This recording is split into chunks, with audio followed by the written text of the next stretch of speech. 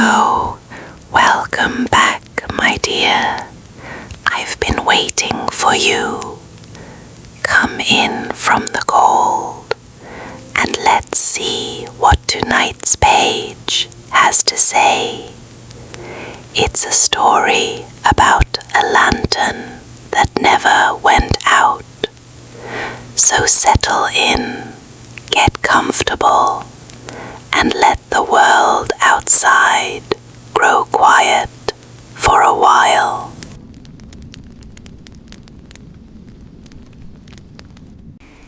Here's a lantern at a crossroads far from here that villagers say has been burning without stopping for over 60 years.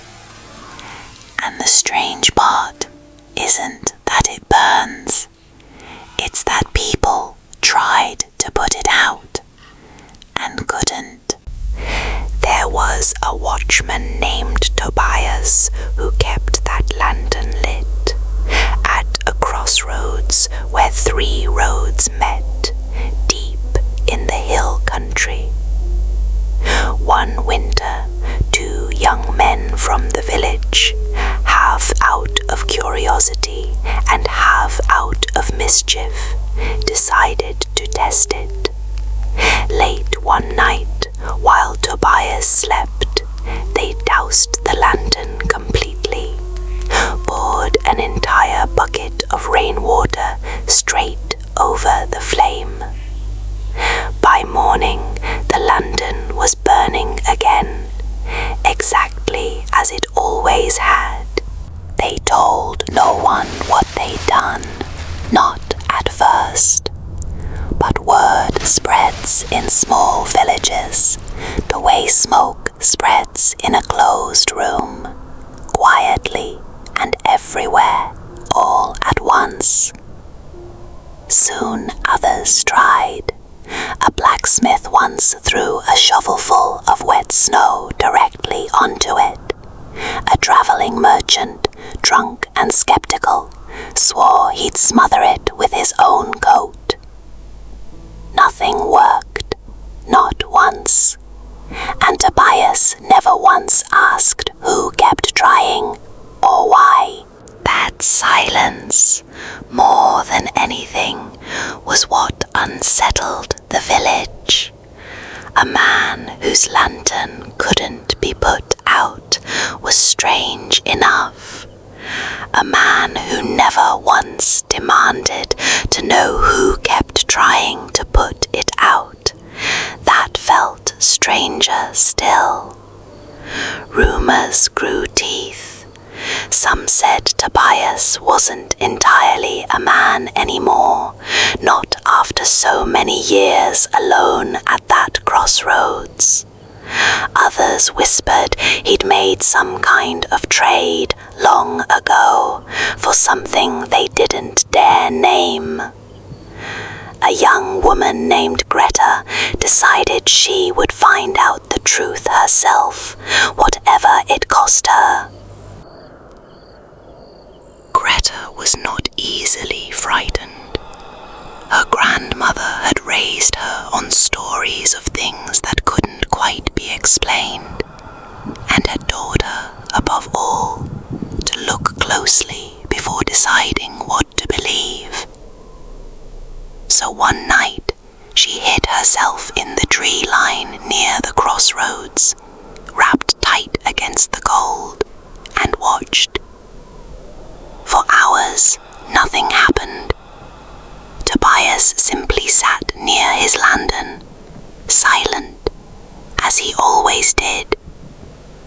Then, just past midnight, she heard him speak. To no one at all. "I'm still here," Tobias said quietly, to the empty road stretching out before him. "Just look for the light. I'll always know you're close to home when you see it." Greta didn't understand. There was no one there, no traveler on the road, no one at all.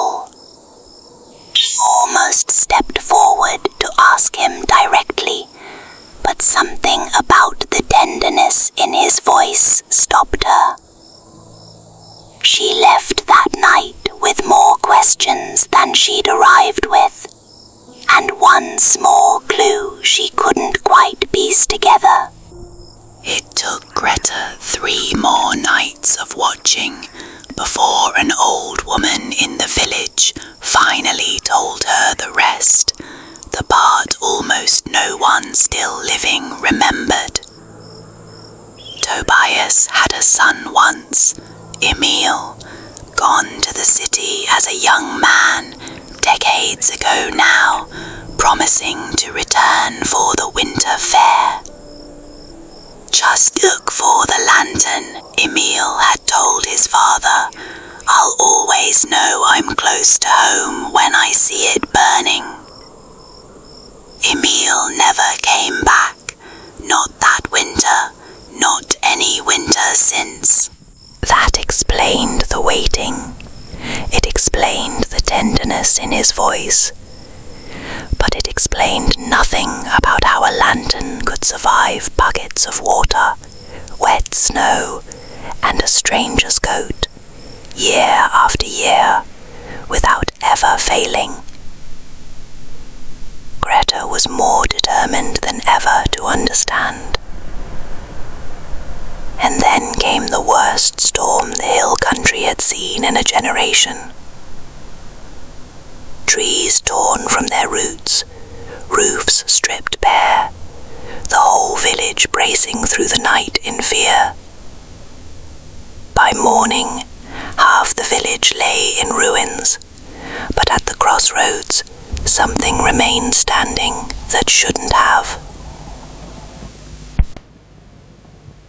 Tobias's lantern, burning exactly as it always had, as if the storm had passed clean around it.